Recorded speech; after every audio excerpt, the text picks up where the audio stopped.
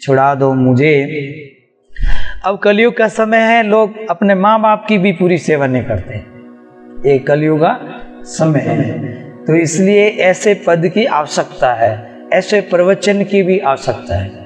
अगर आपको आपके माता पिता ने दुख देखकर आपको पढ़ा लिखा कर अगर आपको व्यापारी बनाया, अच्छा बनाया, तो आपका फर्ज होता है कि आप माता पिता की सेवा करें। जब आप शरीर से करें बहुत ही अच्छी बात है, और जब शरीर से नहीं कर सकें, आप यहाँ व्यापार में फंसे हैं, तो आपको उनका प्रबंध करना चाहिए, माता पिता की सेवा का प्रबंध करना चाहिए।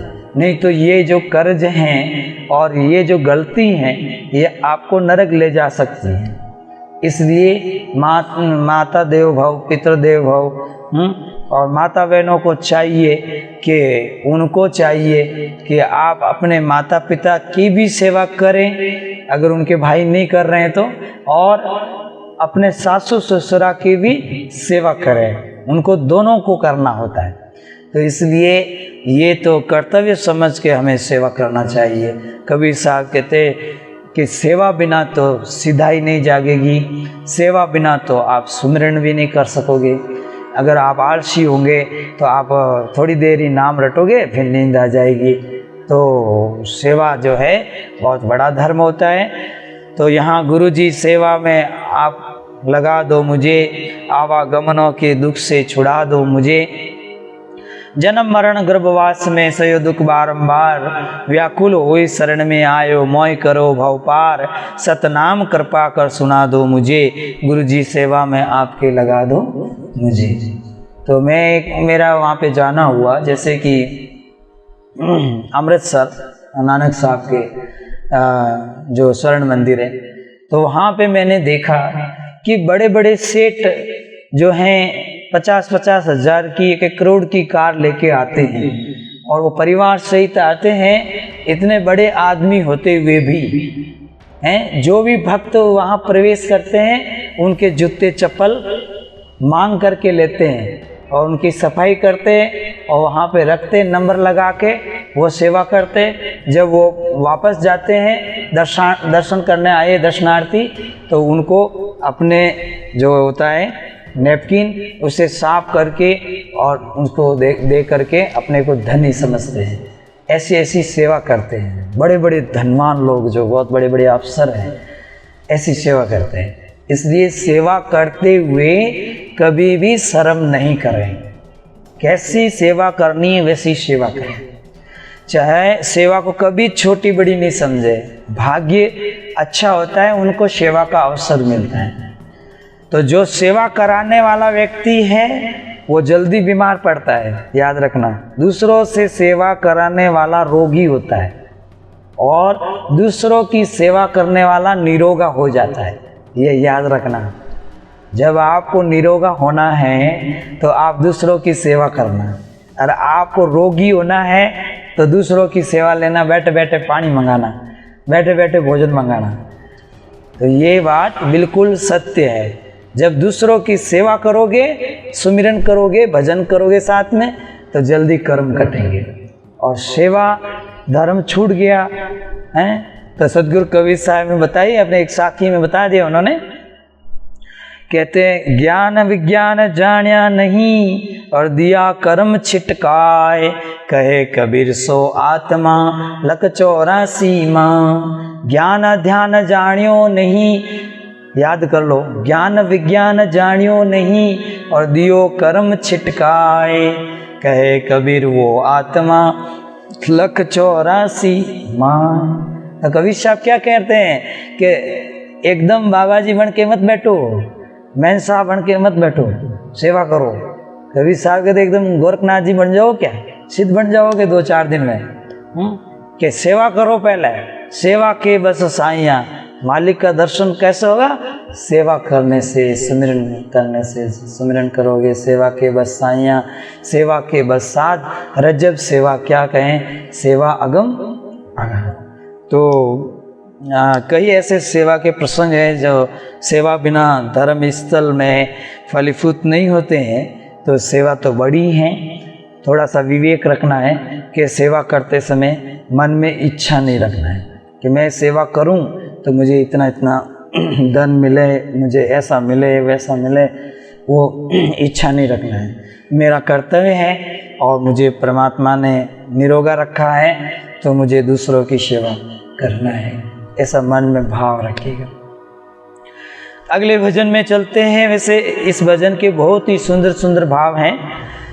कहते हैं, सतनाम कृपा कर सुना दो मुझे, गुरु जी सेवा में आपके लगा दो मुझे, खान पान सुख भोग में मैं अड़ुझो अज्ञान, चंचल मन अस्थिर नहीं किस विध हो कल्याण, कोई योग की युक्ति बता दो मुझे।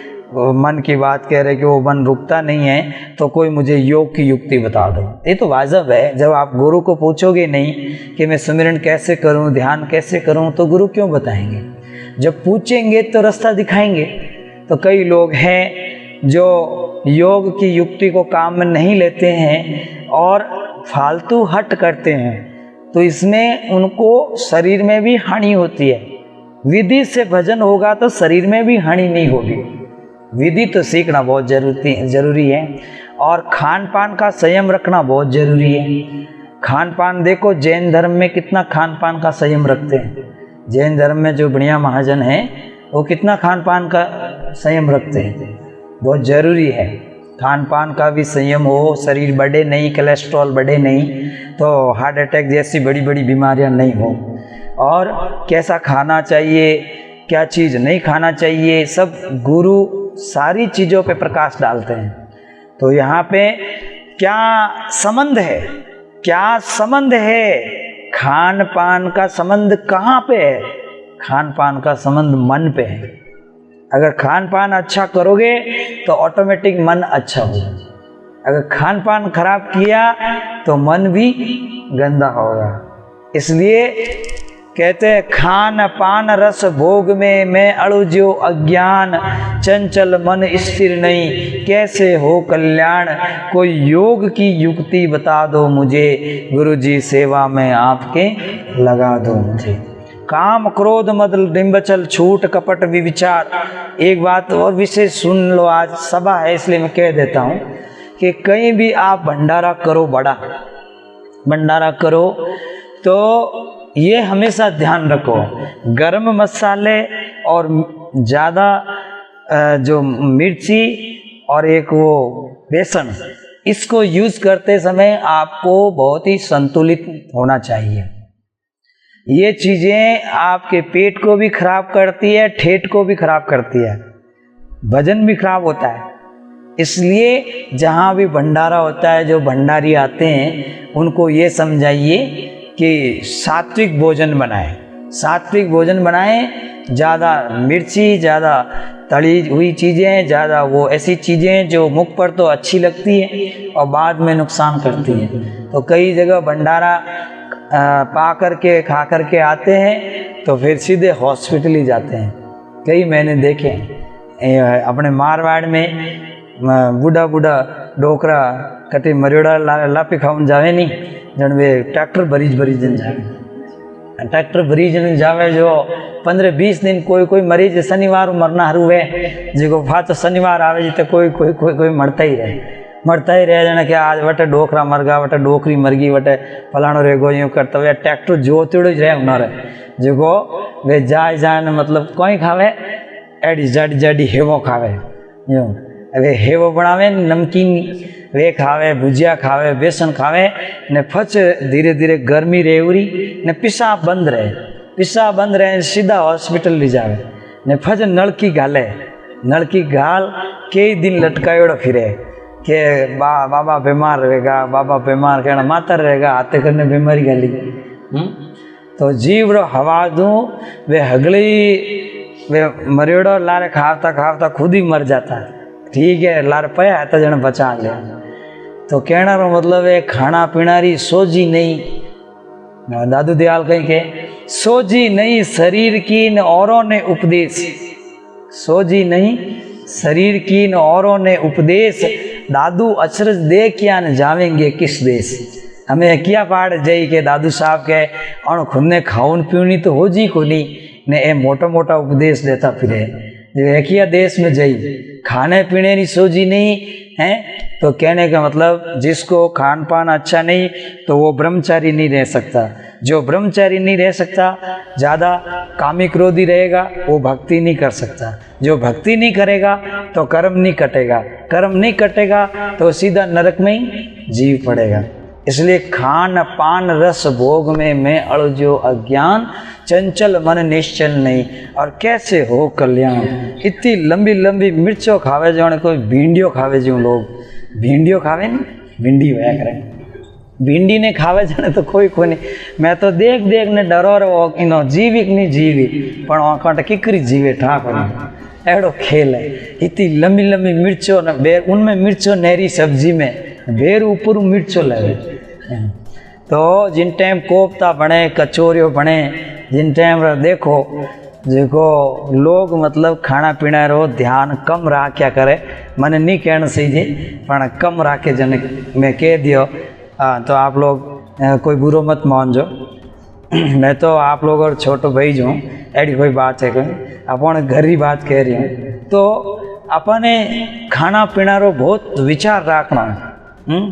तो आप संतुलित आहार करो, सुपाच्य आहार करो तो आपका व्यवहार ऑटोमेटिक अच्छा होगा। आपका मन है ना बहुत ही सुंदर रहेगा। नहीं तो मन बिगड़ जाता है, मन का बिगड़ते कोई टाइम नहीं लगती है। क्योंकि उसको कबीर साहब ने कहा कि रात्रि में कुत्ते जो होते हैं वो गली की रुकाली करते हैं। रात में कोई चोर वगैरह आए तो वो घुसते हैं, पर जब कुत्ता और चोर दोनों मिल जाए तो चोरी अवश्य हो जाती है। तो इसी तरह से वहाँ पर मतलब साहब ने इसलिए कहा कि सब मिल जाते हैं, जैसे लोग बनते हैं मिलते हैं वैसे लोग बन जाते हैं, जैसे लोग मिलते हैं वैसे बन जाते हैं। ये नियम ठीक नहीं है। अपना नियम अपना होना चाहिए, अपना नियम अपना होना चाहिए। तो पांचों इंद्री बस करे मन माय मिलावे हो। अरे ऐसा जन राम जी ने भावे हो, एक सुंदरदास जी का भजन है जो बहुत ही सुंदर है। तो ऐसे परमात्मा को भाते हैं। खाली राम राम करने से मुक्ति नहीं, वो कहते हैं राम शब्द से तो छुटकारा होता ही है, परंतु उसके पीछे परहेज भी तो सुनो कि राम नाम की दवाई तो ले ली पर परहेज क्या है कि परहेज है खान पान का सुधार करना, आचार विचार का सुधार करना, मन को पवित्र रखना। गुरु मंत्र तो काम करेगा ही, परंतु उसमें बहुत विचार करना। बोलो सद्गुरुदेव की। तो ये मैं इस भक्त की भाषा में आपको समझाया, ये थोड़ी मारवाड़ी बोले बिना आपको समझ में नहीं आएगा। तो इसलिए आगे बढ़ते हैं। अगला है काम क्रोध मद डिम्ब छल झूठ कपट विचार। काम क्रोध मद डिम्ब छल झूठ कपट विचार, इनसे मोह बचाई के दीजिए का सुधार। शुभ ज्ञान की नीतियाँ सिखा दो मुझे। बहुत सावधान है शिष्य, बहुत सावधान है जो इस तरह की बात करता है। शिष्य कहता है कि गुरुजी काम क्रोध मद और दंभ और छल, फिर झूठ कपट और विविचार, 1 2 3 4 5 6 7 8, ये 8 बड़े दोष हैं। शिष्य क्या कहता है कि ये 8 बड़े दोष हैं। याद कर लो। पहले काम मतलब गंदी भावना का आना, क्रोध मतलब चिड़चिड़ापन आना, और तीसरा है मद मतलब अहंकार आ जाना। धन बहुत है, संपत्ति बहुत है, मेरे पास मतलब जनता बहुत है, मैं ऐसा कर लूँगा ऐसा कर लूँगा, वो दम। और फिर मद और दम, फिर छल कपट जिसके अंदर है, फिर झूठ का तो जाने पापड़ी खाया लोगों ने। मतलब झूठ तो इतने बोलते हैं, सुबह को शाम बता देते हैं, शाम को सुबह बता देते हैं, दिन को रात बता दें, रात को दिन बता दें। यानी एक ऐसा फ़ोन आया मेरे पास कि गुरुजी मैं आपका शिष्य बोल रहा हूँ। मैंने कहा कहाँ से बोल रहे हो भाई? कि मैं इधर एक बैंक के पास खड़ा हूँ, मैं आपका शिष्य बोल रहा हूँ। तो मैंने कहा कि मेरे को तो शिष्य की ज़रूरत ही नहीं है, आप कौन शिष्य बोल रहे हो? बोले नहीं गुरुजी मैंने आपको फ़ोन पे गुरुजी बना लिया है, मैं आपका शिष्य बोल रहा हूँ। और फिर मैं आज आपको 20,000 रुपये भेंट करना चाहता हूँ, आप थोड़े अकाउंट बता दीजिए, नंबर बता दीजिए।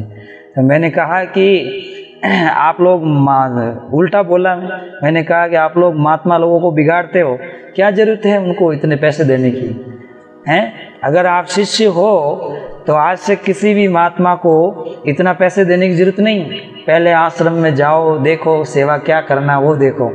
तो ऐसे छल कपट से लोग काम करते हैं। कितने अकाउंट में 43 लाख पास हो गए, पता ही नहीं चला कैसे गए। तो आज वे कलयुग का व्यक्ति कमाना चाहता नहीं है, चोरी करना चाहता है, छल करना चाहता है, और फिर वो बड़े मंदिर में जाके मनोन्नत मांगता है कि भगवान मुझे सुखी कर देना। तो पागल भगवान को ही समझता है, पागल भगवान को ही तो समझता है। पर ऐसे नहीं होगा, आपका बराबर न्याय होगा, ऐसे नहीं होगा। इसलिए छल कपट विविचार इनसे बच के रहना, और तभी आपको भक्ति मार्ग दिखेगा। दीजिए का सुधार शुभ ज्ञान की नीति सिखा दो मुझे शुभ ज्ञान दो गुरुजी, और नीति की बातें बताओ। जैसे महाभारत में नीतिवान कौन थे, वो नीतिवान थे, उनकी बात उन्होंने मानी नहीं, तभी तो बहुत बड़ा महाभारत हुआ। तो गुरु सेवा में आपकी लगा दूं मैं, साधु संत से प्रीत हो, विषय विकार हो नाश, सत्य ज्ञान हृदय बसे होए परम प्रकाश, साधन चारों परिपूर्ण करा दो मुझे। और भगवान दास विनती करे प्रेम नैन बेनीर, तुम समान कौन जगत में करुणा सिंधु कबीर, यही आस विश्वास दृढ़ा दो मुझे, गुरु जी सेवा में आपके लगा दो मुझे।